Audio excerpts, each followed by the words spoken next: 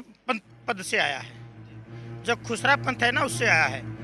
ये हम नहीं बोल रहे, क्योंकि पीछे धरना प्रदर्शन चला हुआ था दिल्ली में, उसमें उसने सलवार पहन के दिखा दिया कि रस्सी करते हैं। किसी के बच्चा होता है, ताड़ी बजाते हैं, पैसे ले जाते हैं, वो खुसरा ही करते हैं। क्या करना मेरी कोई मजबूरी नहीं है, मेरा हक है।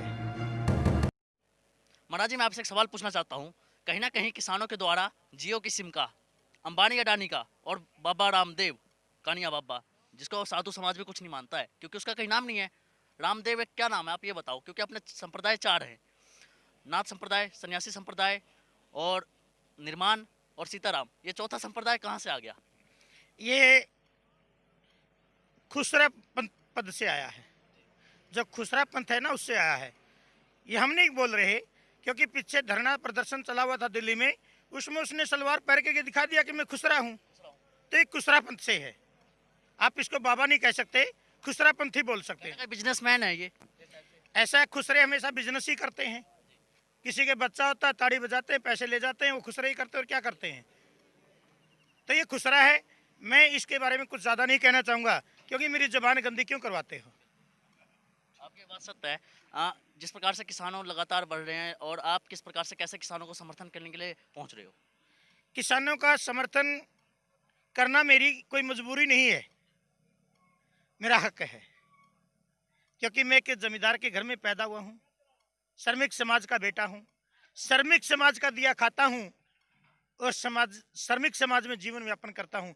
तो श्रमिक समाज में आना समर्थन नहीं, ये तो हमारा हक बनता है। जिस तरह आप भी एक संत हो, मैं भी एक संत हूँ, तो जितने भी अपना साधु संप्रदाय हैं, इसको क्या संदेश देना चाहते हो? कहीं ना कहीं इनको भी किसानों के बीच में आना चाहिए। ऐसा है, वो क्यों आएंगे? इसका एक कारण है।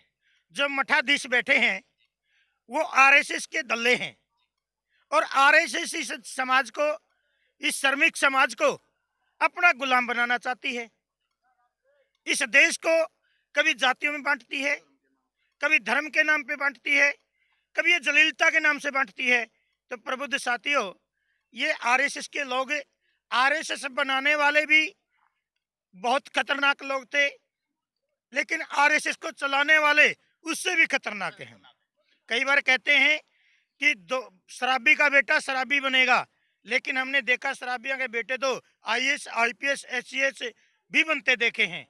जिसके बाप लंगड़ा है, उसके बेटे मैंने स्वस्थ देखे हैं, 2-2 क्विंटल के देखे हैं। कोई जरूरी नहीं है कि बाप की कड़ में कूब है या टांग में लंगे उनके ऐसा होगा, क्योंकि उनका यदि रखाव अच्छा हो जाए तो वो अच्छे बन जाते हैं। लेकिन जो आरएसएस चलाने वाली लॉबी है, ये सबसे पहले इस श्रमिक समाज के खून को चूसती है। खून को क्यों चूसती है? धर्म के नाम पे, जाति के नाम पे, गोत्र के नाम पे।